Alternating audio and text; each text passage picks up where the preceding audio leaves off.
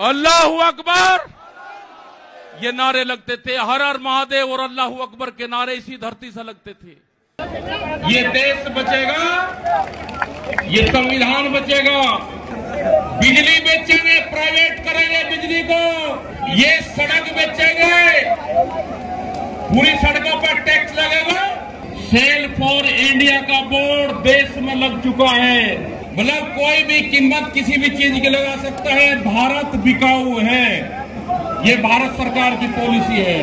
जो बड़ी बड़ी कंपनी 67,000 और 1 लाख करोड़ रुपया सरकार का लेकर भाग जाती है, उन्हीं को फिर बड़े बड़े संस्थाएं बेच रहे हैं। 5 और 6 हजार रुपए में वे सफाई कर्मचारी, वाल्मीकि समाज के लोग नौकरी करेंगे यहाँ पे। इस देश में मॉल खुलेंगे, वे हमारे मजदूर भाई कहाँ जाएंगे? ये लोग कौन है जो देश के संस्थाओं को बेच रहे हैं? वो 28 तारीख की याद भी याद कर लेना, वहाँ पे ना मुसलमान बचना था, ना सरदार भाई बचना था। सरकार ने एक भी जवाब ये नहीं दिया कि हम 1 मिनट का मौन धारण करेंगे। ये समझना पड़ेगा आप लोगों को, ये समझना पड़ेगा आप लोगों को कि जिस तरह से यहाँ पे देश की प्रॉपर्टियां बेची जा रही है, ये लोग कौन है जो देश के संस्थाओं को बेच रहे हैं? इन लोगों की पहचान करनी पड़ेगी। देश में बड़े बड़े आंदोलन ये चलाने पड़ेंगे। आज से जो संयुक्त मोर्चा ने फैसले लिए हैं, उसके तहत हमको बड़ी बड़ी मीटिंगें पूरे देश भर में करनी पड़ेगी। अब ये मिशन खाली मिशन उत्तर प्रदेश और ये नहीं उत्तराखंड, मिशन होगा संयुक्त मोर्चे का, देश बचाने का। ये देश बचेगा, ये संविधान बचेगा। आज लड़ाई उस मुकाम पर आ गई कि देश के जो नौजवान हैं, जो 14 करोड़ लोग जो बेरोजगार हमारे साथी, हमारे बच्चे हुए हैं, ये आंदोलन उनके कंधों पे है। जिस तरह से एक चीज बेची जा रही है, 3 कानून भी उसी का ही एक हिस्सा है। पहला है कि यहाँ पे रेल और हवाई जहाज और हवाई अड्डे बेचे जाएंगे। किसने परमिशन दी? किसकी ताकत है कि देश की प्रॉपर्टियों को बेचोगे? आपने घोषणा पत्र में नहीं लिखा, देश की जनता को धोखा दिया। धोखा नंबर 1।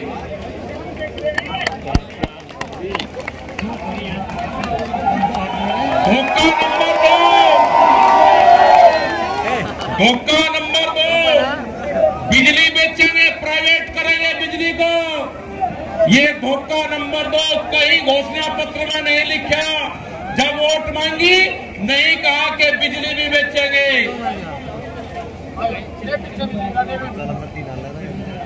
ये सड़क बेचेंगे, पूरी सड़कों पर टैक्स लगेगा और एनएच के आसपास 500 मीटर तक अपनी कोई चाय की दुकान और गुमटी भी नहीं लगा सकता। अगर किसी ने चाय का खोखा रखा तो वह जमीन उसकी गांव समाज में नहीं का काम करेंगे। ये देख लेना क्या क्या चीज बिक्री है। ये सेल फॉर इंडिया का बोर्ड देश में लग चुका है।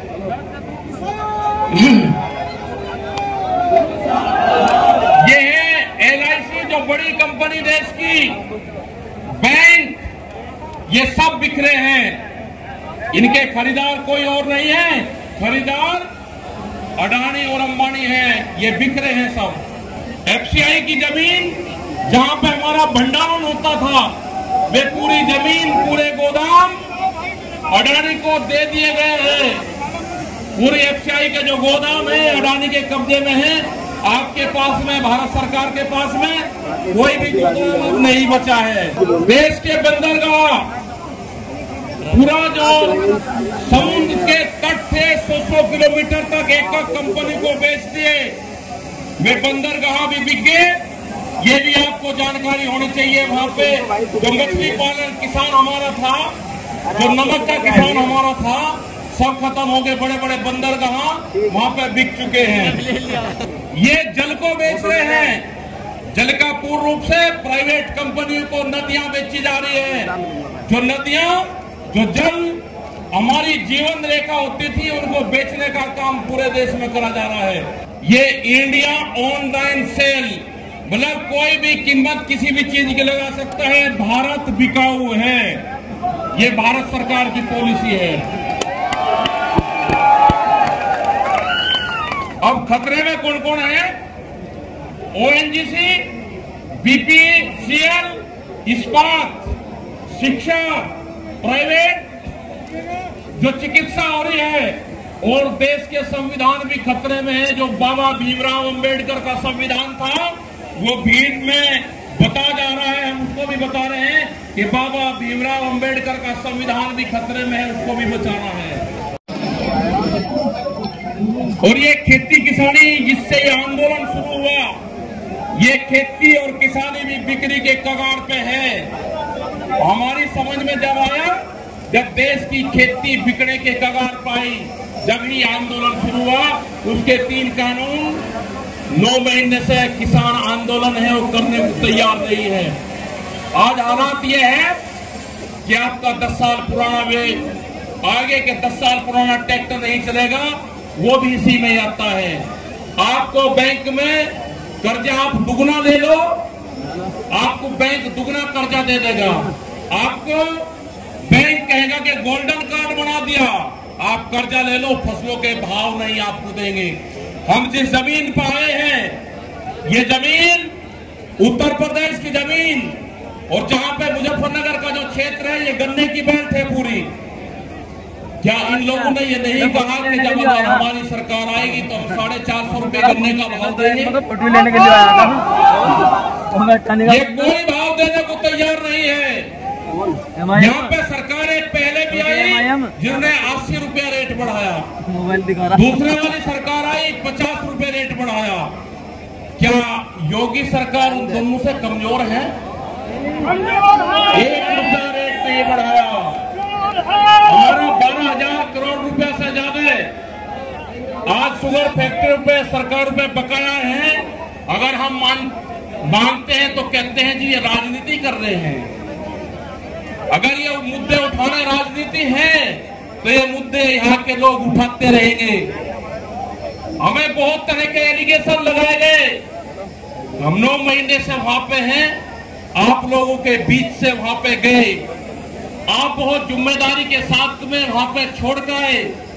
पूरा संयुक्त मोर्चा दिल्ली के चारों तरफ है। हम घर नहीं जाएंगे।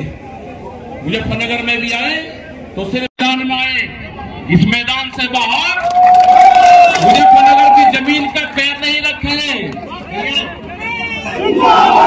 बात खत्म करने के लिए यहाँ पे मुजफ्फरनगर की जमीन पे हम पैर नहीं रखेंगे। हम गाड़ी से यहाँ से वापसी जाएंगे। जब ये आंदोलन फतेह होगा, इस किसान और देश के जवान की जीत होगी, जब भी हम यहाँ पाएंगे। अत्याचार बहुत है। यहाँ पे पुलिस फोर्स के लोग भी होंगे, यहाँ पे पुलिस फोर्स के लोग हैं, उनकी सैलरी 25 और 30 हजार रुपए है। ड्यूटी में 24 घंटे देंगे। मास्टर जो प्राइमरी का टीचर है उससे आधी सैलरी उनकी होगी। वे आवाज नहीं उठा सकते, उनकी आवाज को दबाया जाता है। उनका जो क्वार्टर है वो 500-600 फीट में है। उनके क्वार्टर बड़े बड़े, उनकी सैलरी भी टीचर के बराबर उनकी सैलरी हो। वे ड्यूटी देते हैं 24 घंटे। जितने भी सरकारी कर्मचारी हैं उनकी पेंशन खत्म करोगे। एमपी एमएलए की पेंशन लोगे 2-3 कर्मचारियों की पेंशन खत्म करोगे। आप देश में प्राइवेटाइजेशन करोगे तो रोजगार खत्म होंगे। हमारी समझ में एक बात नहीं आई, जो बड़ी बड़ी कंपनी 67,000 और 1 लाख करोड़ रुपया सरकार का लेकर भाग जाती है, उन्हीं को फिर बड़ी बड़ी संस्थाएं बेच रहे हैं। वो पैसा कहां जा रहा है? अगर पूरे हमारे संस्थाओं के रेलवे बिक्री है, रेल के 4.5 लाख कर्मचारी बेरोजगार होंगे। मैंने जो सफाई कर्मचारी हैं उनसे बातचीत करी, रेलवे के या किसी भी नगर पालिका के हों, 5 और 6 हजार रुपए में वे सफाई कर्मचारी वाल्मीक समाज के लोग नौकरी करेंगे। यहाँ पे अगर ठेका पड़ता होगी तो रोजगार जाएंगे। अगर प्राइवेट कंपनी के हाथ में ये कंपनियां जाएंगी, जिस तरह से रेलवे गई, 4.5 लाख कर्मचारी बेरोजगार होंगे। जो रेहड़ी पटरी के लोग अपना रोजगार चलाते थे, वे 4.5 करोड़ लोग हैं, वे बेरोजगार होंगे। बड़ी बड़ी हैं जो इस देश में व्यापार करेंगी, इस देश में मॉल खुलेंगे, वे हमारे मजदूर भाई कहां जाएंगे? ये उनकी भी लड़ाई है। ये लड़ाई जितनी भी संस्थाएं बिक रही है उसकी लड़ाई है। और आपने आगे की और हम बात बता देना चाहते हैं, ये लड़ाई शुरू हुई 3 काले कानून से। ये लड़ाई शुरू हुई एमएसपी पे गारंटी कानून से। हमने एक ही जिले का एक डाटा भारत सरकार को दिया, यहां उत्तर प्रदेश के अधिकारियों को दिया, यहां के मुख्यमंत्री को दिया। रामपुर जिले में जो मंसूरी धान की खरीद होती है वो बिहार में पैदा होता है, उसको बेच रहा है यहाँ पे। वो पंजाब जाता है, हरियाणा जाता है। बड़े व्यापारी का धान फसलें एमएसपी पे बिकती है, किसान की 10 से 15% बिकती है। यह आपको समझना होगा। पूर्ण रूप से फसलों के दाम नहीं तो वोट नहीं, ये नारा लगाना पड़ेगा। फसलों के दाम नहीं तो वोट नहीं। जब तक इस सरकारों को वोट की चोट नहीं दोगे, ये दोनों बाहरी लोग हैं, इनको यहां से जाना होगा। अमित शाह, मोदी और योगी ये चुनाव जीत का है। ये उत्तराखंड से चुनाव जीत के प्रधानमंत्री बने, कोई ऐतराज नहीं। उत्तर प्रदेश की जमीन से जीत के गुजरात में गुंडागर्दी के दम पे आना हो, वहां पे पुलिस स्टेट है, वहां पे जीत के देश का प्रधानमंत्री बने, कोई ऐतराज नहीं है। लेकिन उत्तर प्रदेश की जमीन पे ये दंगा करवाने वाले लोग हैं, इनको यहाँ पे बर्दाश्त यहाँ की जनता नहीं करेगी। ये मिशन जो संयुक्त मोर्चे का है ये तय हो चुका है। और हम वो 28 तारीख की याद आप सबको याद होगी, वो 28 तारीख की याद भी याद कर लेना। वहां पे ना मुसलमान बचना था, ना सरदार भाई बचना था, और ना देश का किसानी झंडा बचना था। उस रात को देश में आंदोलन का कत्लेआम होता, उसके बाद में देश में कोई आंदोलन नहीं हो सकता था। 148 लोग वहां पे थे और 8000 की पुलिस और गुंडे के तत्व पे वहां पे कब्जा करने की नीयत थी। वहां पे थे जो 20 मिनट के बाद ही जो वहां से घोषणा हुई, वे 20 मिनट बहुत महत्वपूर्ण थे। जब देश की जनता साथ में खड़े हुई, जब हमने जल मांगा तो गनेला था, हरियाणा पूरा हरियाणा था, सड़कों के ऊपर था, पूरा उत्तर प्रदेश सड़कों के ऊपर था। ये तरह का तोड़ने का काम करेंगे, हम जोड़ने का काम करेंगे। ये सरकारें आपसे फिर वादा लेकर जाते हैं कि वहां पे अगर हमारी कब्रगाह वहां पे बढ़ेगी, हम मोर्चा नहीं छोड़ देंगे। अगर हमारे को शहीद होना पड़ेगा तो मोर्चे पर होंगे, या तो जीत कर आएंगे, अगर जितने नहीं आएंगे वापसी। ये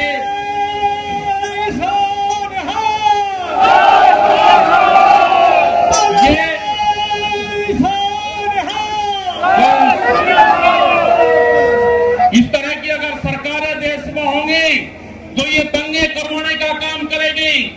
पहले भी नारे लगते थे जब टिकैत साहब थे, अल्लाहू अकबर, अल्लाहू अकबर, ये नारे लगते थे। हर हर महादेव और अल्लाहू अकबर के नारे इसी धरती से लगते थे। ये नारे हमेशा लगते रहेंगे, ये नारे हमेशा लगते रहेंगे। दंगा यहाँ पे नहीं होगा। ये तोड़ने का काम करेंगे, हम जोड़ने का काम करेंगे। किसी गलत फहमी में मत रहना। ये देश हमारा है, ये प्रदेश हमारा है, ये जिले हमारे हैं।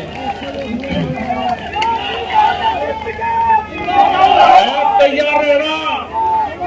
ये कहते हैं कि लाल किले पे किसान गया, अगर लाल किले पे नहीं, किसान तो अगर जाता तो पार्लियामेंट पे जाता जहां पे कानून बने हैं। लाल किले पे धोखे से लेके गए हैं आप हमको, हमारे लोग नहीं गए, धोखे से लेकर आप लोग गए हैं।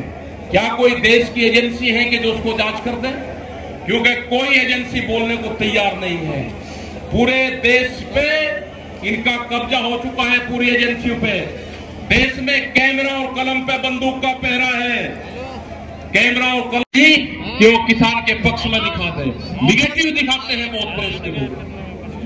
तो इन सब लोगों का आपको ध्यान रखना है। ये आंदोलन जारी रहेगा। वो 28 तारीख की जो काली रात है उसको आप याद करते रहना। हम वहां से हटेंगे नहीं, किसी भी कीमत पर वहां से जाएंगे नहीं। देश के नौजवानों का रोजगार का सवाल है। 450 रुपया क्विंटल गन्ने का इन्होंने भाव की बात करी थी, वो चाहिए हमको फसलों पे एमएसपी की गारंटी चाहिए। प्रधानमंत्री ने कहा कि 2022 में फसलों के रेट दुगने होंगे, आमदनी दुगनी होगी।